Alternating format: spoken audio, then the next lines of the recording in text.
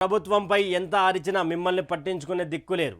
ఏనుగు బలం తేలేక కుక్కలు మొరిగినట్టు కాంగ్రెస్ క్యాడర్ బలం తేలేక అరుస్తున్నారు. అన్ని పార్టీలు గమ్మునుంటే మీకెందుకు అంత తొందర? 100 రోజుల వరకు ప్రజల వైపు ఉన్నాం అంటున్నారు. కానీ అది నిజం కాదు. 9 ఏళ్ల అహంకారం మా మధ్య పడి నలిగిపోవాలి. ఇంకా విమర్శించాలని చూడకండి సార్, ప్రజలు గమనిస్తున్నారు. ఇది మొత్తానికి శేఖరన్న ఒకటి రాసుకుంటూ వచ్చిండు. 100 రోజుల వరకు ప్రజల వైపు ఉన్నామంటున్నారు. కానీ అది నిజం కాదు. 9 ఏళ్ల అహంకారం మా మధ్య పడి నలిగిపోవాలి. ఇంకా విమర్శించాలని చూడకండి సార్, ప్రజలు గమనిస్తున్నారు. అంటే సటైరికల్గా ఒక 70, 90, 110 ఒక 1000 mm రాడు దింపిండు శేఖరన్న. మరి ఎవరికి దింపిండు ఏంది ఆయన అడిగే ప్రయత్నం అయితే ఏదో.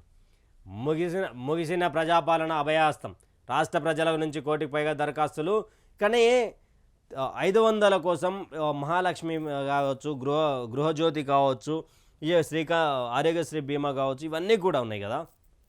ఇవన్నీ కూడా ఎక్కువ శాతంగా మహిళలు అనేటిది ఒక 500 సిలిండర్ మీద 2500 ఏదైతే ప్రతి మహిళకు అందిస్తామని చెప్పారో వాళ్ళకు ఎలా అందించబోతా ఉన్నారు, ఎలా చేయబోతా ఉన్నారు అనేది క్లారిటీగా ఇవ్వనటువంటి పరిస్థితి. అప్లికేషన్స్ అయితే తీసుకున్నారు. దాదాపు 1,25,00,000 నుంచి 30 లక్షల వరకు వచ్చినటువంటిది ఒక్కొక్క వార్తాపత్రిక ఒక్కొక్క రాగా రాసుకుంటూ వచ్చింది.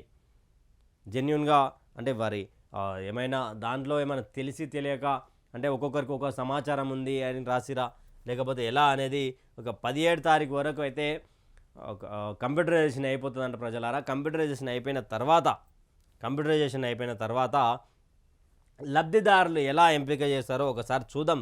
ఎందుకంటే వాళ్ళు ఏమనంటే 100 రోజులు అడుగుతూ ఉన్నారు. అందుకే త్వరలోనే ప్రజల్లోకి బీఆర్ఎస్ అధినేత కేసీఆర్ పార్టీని గాడిలో పెట్టడానికి రంగం సిద్ధం. ఆలస్యం చేస్తే పార్లమెంట్ ఎన్నికలపై ఎఫెక్ట్. ఇక త్వరలోనే జిల్లాల పర్యటనలకు షెడ్యూల్. కాంగ్రెస్ దూకుడు కళ్ళెం వేయడమే టార్గెట్. ప్రజల గుండెల్లోంచి కేసీఆర్ను తొలగించలేరు. పెద్దపల్లి పార్లమెంట్ సమీక్షలో హరీష్ రావు సంపూర్ణ ఆరోగ్యంతో ప్రజల్లోకి.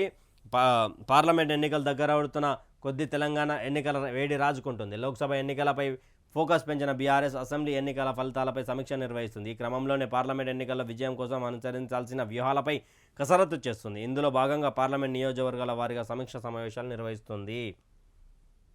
ఇక కేసీఆర్ అనే ఒక వ్యూహకర్త, ఒక మాజీ ముఖ్యమంత్రి ప్రజల్లోకి రాబోతా ఉన్నాడంట. ఇక్కడ లోక్సభ ఎన్నికల నుండి గాడిలో పెట్టకపోతే పార్టీకి మనుగడ కష్టమయ్యే పరిస్థితిలో ఉన్నది. కాబట్టి నేను రాకపోతే పార్టీ జిల్లాల పర్యటన కూడా ఆయన చేయబోతా ఉన్నాడు.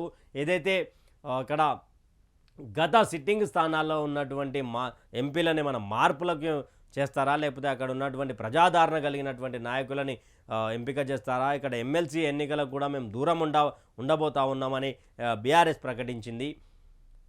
ఎందుకు అంటే 2 విధాలుగా 2 సార్లు ఎమ్మెల్సీ ఎన్నికలు పెట్టడంతో 2 సార్లు కూడా కాంగ్రెస్ పార్టీ గెలిచే అవకాశం ఉంటుంది. కాబట్టి నిలబడి ఎందుకు అనే ఒక ఆలోచన. ఎందుకంటే వాళ్ళ తన 64 మంది ఎమ్మెల్యేలు ఉండడం, అందుకే వాళ్ళు కూడా మేము ఎందుకు పోటీ చేయాలనుకుని బీఆర్ఎస్ సంబంధించినటువంటి వాళ్ళు ఇక్కడ 3 క్లస్టర్ల గురించి కొనసాగుతున్న బదిలీలు. జీహెచ్ఎంసీలో అధికారులకు స్థానచలనం. టీజీఓ అధ్యక్షురాలు మమత ట్రాన్స్ఫర్. ఉత్తర్వులు జారీ చేసిన దానకిషోర్.